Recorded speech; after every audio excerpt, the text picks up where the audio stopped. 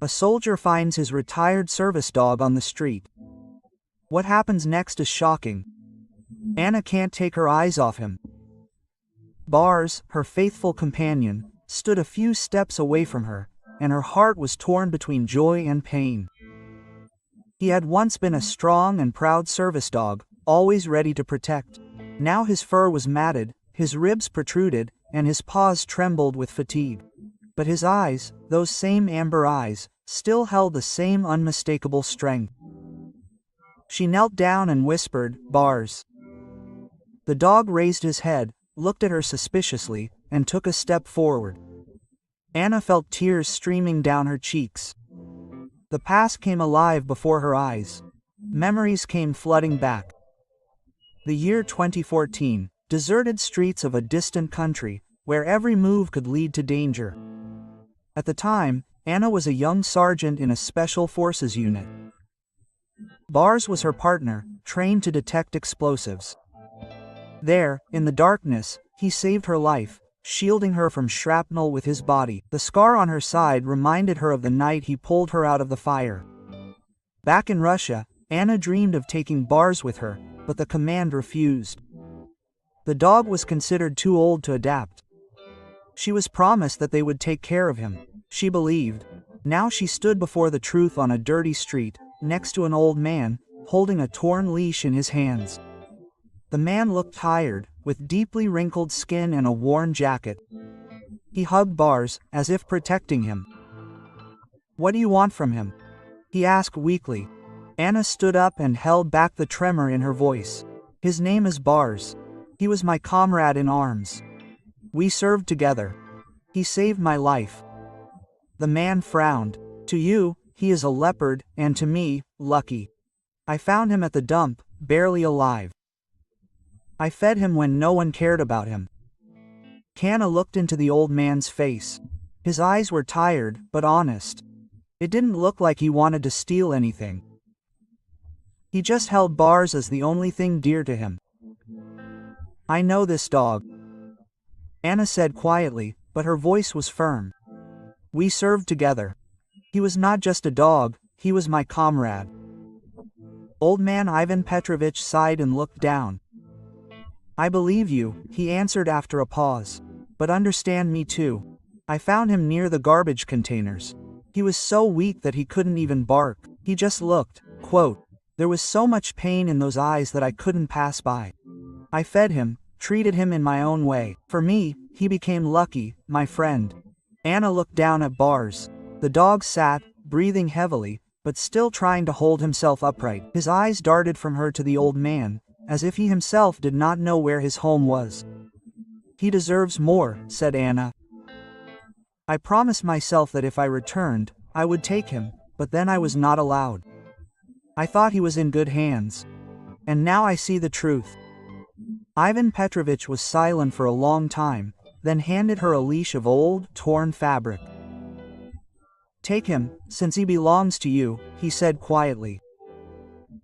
"Just please give him the life he deserves." Anna felt her heart ache. She bowed to the old man. "Thank you. Without you, he would have died." When they left, Bars kept turning around. There was something like gratitude in his gaze. At home, for the first time in a long time, Anna allowed herself to smile. She laid Bars down on the soft carpet, brought water and food. The dog ate greedily, but then laid his head on her lap, as if afraid that it would disappear.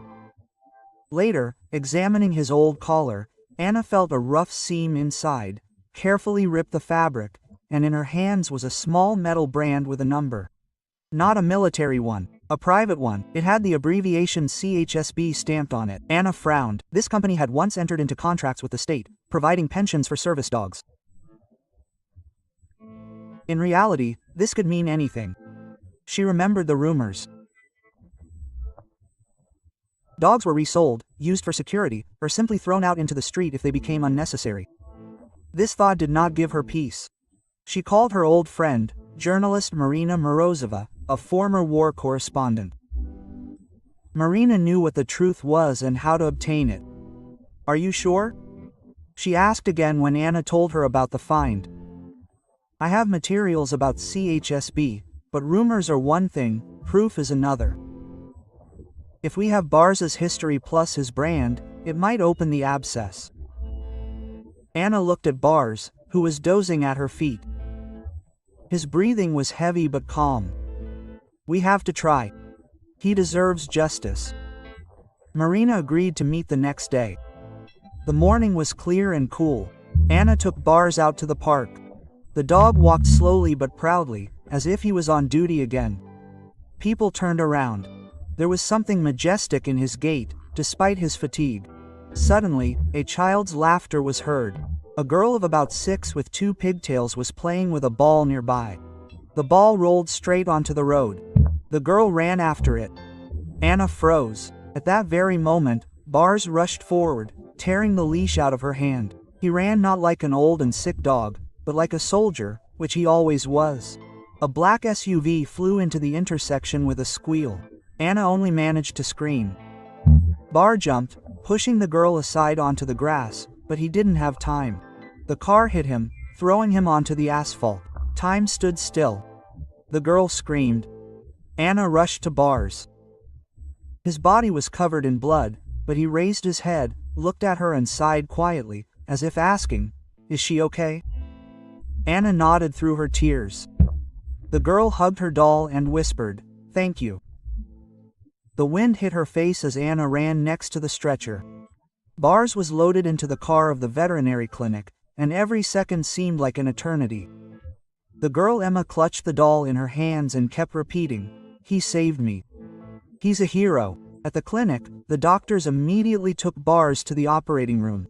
Anna remained in the corridor, as if chained to a cold bench. Marina, who had already arrived in response to the call, sat down next to her. "Hold on," she said quietly. "He's a real fighter." Anna was silent. Her hands were shaking. Memories flashed through her head. A sandstorm, night raids, an explosion after which a leopard dragged her by the collar to shelter. All of this came to life again, while somewhere behind the door his heart was fighting for life. A few hours later, the doctor came out. A tired face, but a soft voice. "He will live. The wounds are serious, but he is strong. The main thing is care and rest." Anna closed her eyes, almost crying with relief. The news of the child's rescue spread quickly. One of the eyewitnesses filmed a video on his phone. A thin old dog throws himself under the wheels of a car to push the girl out. The video went viral. People wrote on social networks, "K9 is a hero, a dog better than people. How did he end up on the street?" Quote, Anna and Marina understood. "This is a chance. We will tell his story," Marina said, "and show that brand from the collar. Let people know the truth about how such dogs are treated." Anna agreed. She did not want this for the sake of fame, but for the sake of justice and for Bars. Marina published the material in a major newspaper. The article told about Bars's service, his exploits, the scar from Mina, his life on the street and saving a child. There were also photographs of brands with a CHSB number. The effect was stunning. People in the comments demanded an investigation. Former employees of the company began to write anonymous confessions. The dogs were really written off. Some were sold abroad, others were thrown out. For the company, this was a saving, for the animals, a death sentence. Meanwhile, Bars was slowly recovering. Anna came to the clinic every day, brought him food, sat next to him while he slept. Sometimes he opened his eyes, met her gaze and quietly wagged his tail. One day, Emma came too. In the hands of she had that very doll. She put it next to Bars on the mat.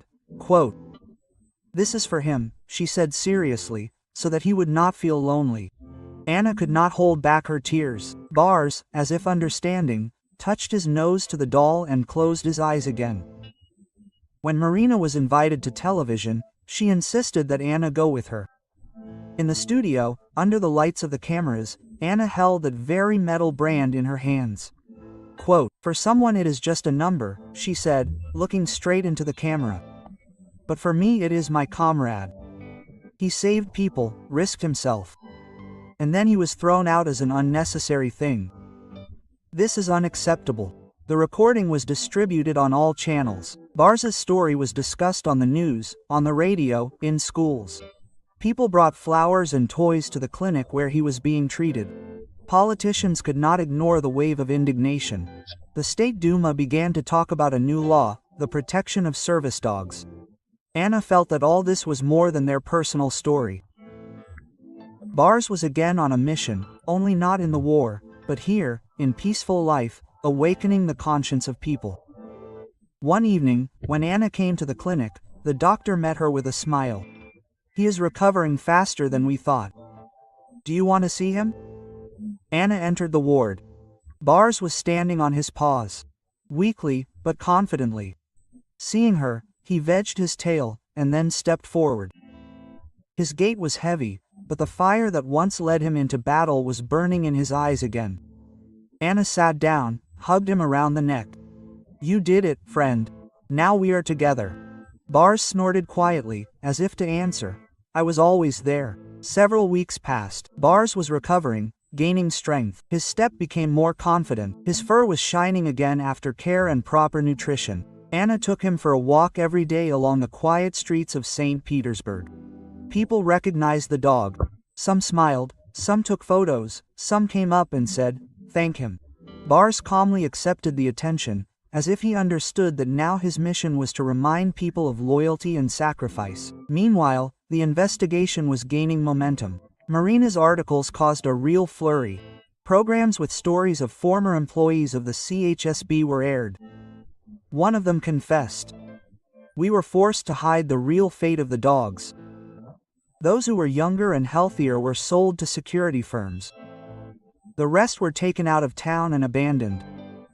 We even had a term for it, utilization." Society was in shock. Dozens of people with posters gathered under the windows of the CHSB office. "Dogs are not trash. Heroes do not deserve the street." Anna was invited to speak at the State Duma. She stood behind the podium, holding back her excitement. Bars could not be nearby, but his photo was hanging on the screen behind her. Quote, "My name is Anna Sokolova," she began. "I am a sergeant, a veteran. This dog saved lives where every minute could have been the last. He pulled me out from under bullets, received wounds that he still bears. And then he was thrown away like an old thing." There was silence in the hall. Anna raised her hand with a metal brand. "For the company, he was just a number, for me a comrade, and for the whole country he should be a hero." Applause shook the hall. After this meeting, a bill on the protection of service dogs was submitted for consideration. Discussions lasted for weeks, but public pressure did not weaken. Thousands of letters came to deputies, people demanded change. Meanwhile, Bars continued to recover. They often went to the park with Anna and Marina. Sometimes they were accompanied by Emma and her mother.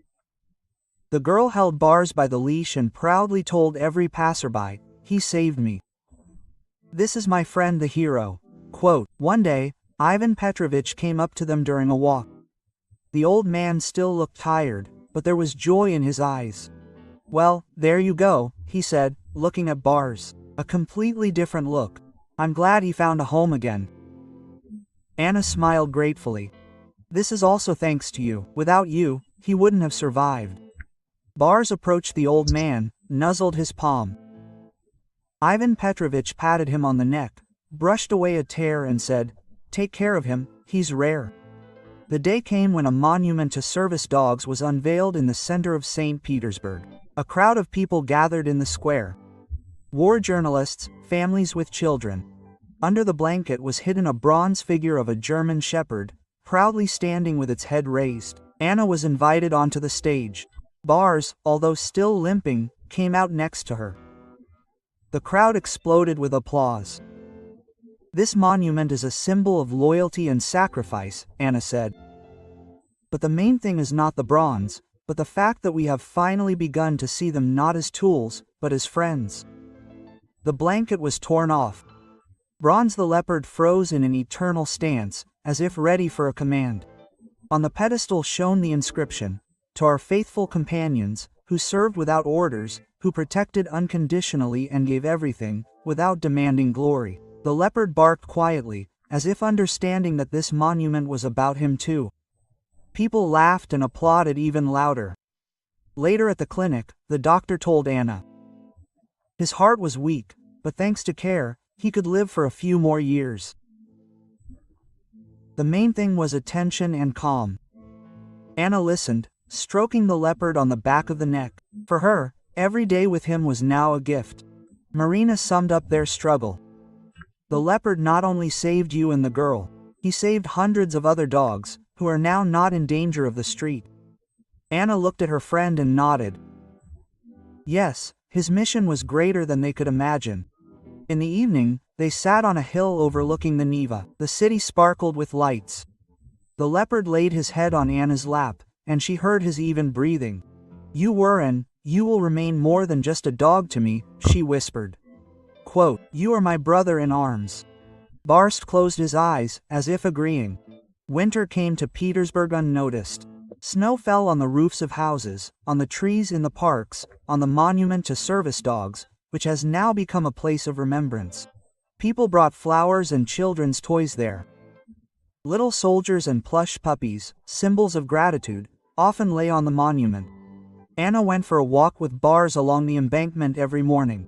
His step became slower, his breathing heavier, but he still held himself proudly. Sometimes passers-by stopped, recognized the hero from the news and gently stroked his head. Bars took it calmly, as if he knew he had done what he had to. One of those days, Anna noticed Emma and her mother approaching them. The girl hugged Bars tightly, putting a doll under his paw so that he would never get bored, she explained seriously. Anna smiled and felt the warmth spread through her chest. Bars snorted quietly and laid his muzzle on the girl's lap, as if promising to always be there. In the spring, the State Duma adopted the final version of the law on the protection of service dogs. Now, not a single dog that had served their country could be ridden off to the street. They were entitled to medical care and the right to a decent life. Veterans were given priority in adopting their partners. At the signing ceremony of the law, Anna stood next to Bars. He was awarded a medal for loyalty and service. The crowd applauded, and there were tears in the eyes of many. Marina whispered, he did the impossible. One dog changed the system. Anna nodded. She knew it was true. Time passed. Bars was getting old, and Anna saw it. One cold morning, he was no longer able to get up on his own. She sat down next to him, hugged him and felt the even but weak rhythm of his heart. Quote, you did everything, my friend, she said quietly. Now rest. Quote. Bars raised his eyes, full of trust and calm, and lay his head on her hand.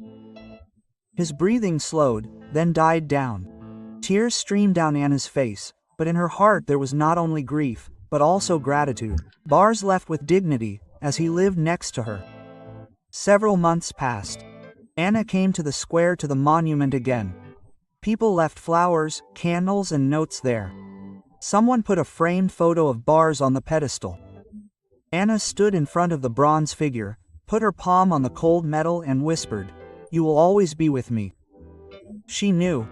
His story will continue not only in her memory, but also in the laws, in the hearts of people, in every child he inspired. Bars became a symbol of loyalty, courage and love that is stronger than time. And somewhere deep inside Anna felt that he was still walking next to her, step by step, like then in the war. Ah,